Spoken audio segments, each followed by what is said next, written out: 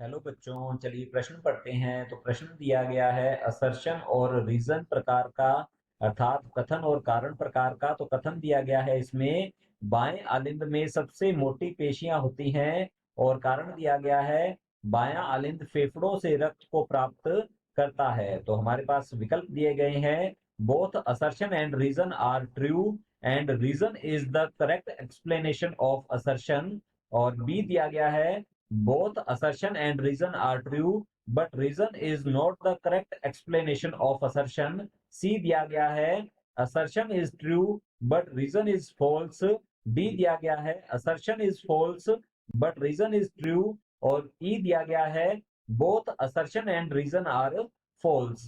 तो इस प्रश्न की मुख्य अवधारणा के बारे में हम जान लेते हैं। तो यहाँ लिखेंगे मुख्य अवधारणा। इस प्रश्न की मुख्य अवधारणा है हमारे पास मानव हृदय। मानव हृदय से हमारा संबंधित यह प्रश्न है।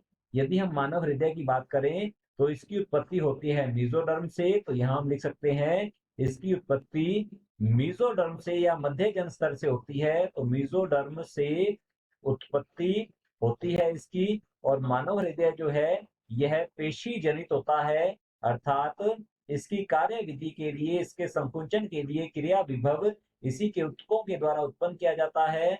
और यह चार कक्षीय हृदय होता है। इसमें दो आलिंद पाए जाते हैं। तो यहाँ लिखेंगे इसमें दो तो पाए जाते हैं आलिंद और दो ही पाए जाते हैं निलय। तो आलिंद और निलय के बारे में हम जान लेते हैं। इसमें एक तो होता है दाया आलिंद, दाया आलिंद और दाया निलय। तो यहाँ लिखते हैं दाया आलिंद और दाया निलय होता है इसमें। इसके अलावा बाया आलिंद, बाया आलिंद और बाया निलय पाया जाता है। बाया निलय जो है ये इसमें पाए जाते हैं। अब दाया आलिंद जो है यह वी ऑक्सीजनित रक्त जो है, यह वी ऑक्सीजनित रक्त जो है यह प्राप्त करता है। और यह प्राप्त करता है शारीरिक अंगों और ऊतकों से। यह वी ऑक्सीजनित रक्त फिर आता है दाएं निलय में, और दायां निलय जो है यह वी ऑक्सीजनित रक्त को फेफड़ों को पंप कर देता है। तो यहाँ आगे की ओर इसे पंप किया जाता है फेफड़ों में। और फेफड़ों में इस गैसीय विनिमय होता है, अर्थात वी ऑक्सीजनित रक्त में उपस्थित कार्बन डाइऑक्साइड फेफड़ों में चली जाती है, विसरित हो जाती है, और फेफड़ों में उपस्थित ऑक्सीजन रक्त में विसरित हो जाती है। तब फेफड़ों से रक्त जो है यह बाएं आलिंद में प्रवेश करता है।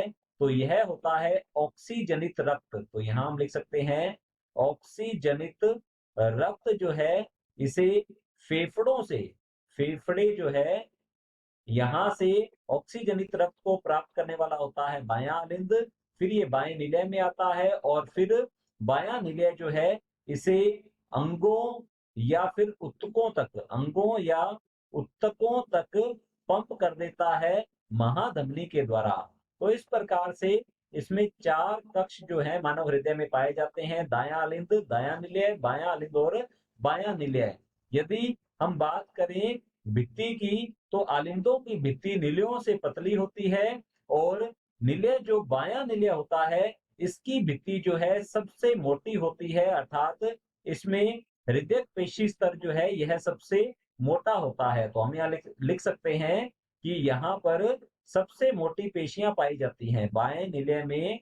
सबसे मोटी, सबसे मोटी पेशियां, मोटी पेशियां पाई जाती हैं, पाई जाती हैं, अर्थात सबसे मोटी हृदय पेशियां पाई जाती हैं।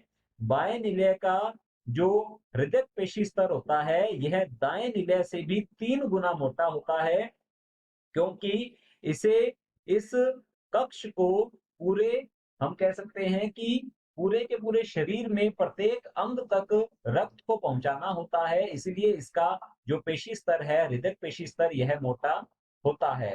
तो हमारा जो कथन दिया गया है बाएं आलिंद में सबसे मोटी पेशियां होती है, यह बिल्कुल असत्य है, गलत है। क्योंकि सबसे मोटी पेशियां जो है यह पाई जाती है बाएं निलय में। और आगे की ओर दिया गया है हमें कारण बायां आलिंद फेफड़ों से रक्त को प्राप्त करता है, तो बायां आलिंद जो है यह रक्त को फेफड़ों से प्राप्त करता है। तो हमारा जो कारण है यह बिल्कुल सत्य है, सही है। तो कथन जो है ये तो गलत है, परंतु कारण जो है यह बिल्कुल सत्य है, सही है। तो चलिए देखते हैं विकल्प की ओर। तो विकल्प ए के अंदर बताया गया है कि कथन और कारण दोनों सत्य हैं, तो हमारा पहला विकल्प गलत होता है, क्योंकि कथन तो असत्य है और कारण जो है वह सत्य है। दूसरा विकल्प में फिर से कथन और कारण को सत्य बताया गया है, तो हमारा बी विकल्प भी गलत होता है। सी विकल्प में कथन को सत्य और कारण को गलत बताया गया है, तो हमारा सी विकल्प भी गलत होता है। डी विकल्प में कथन को असत्य और कारण को सत्य बताया गया है, तो हमारा डी विकल्प जो है ये बिल्कुल सही उत्तर है। और ई विकल्प में कथन और कारण दोनों को असत्य बताया गया है, तो हमारा ई विकल्प भी गलत होता है।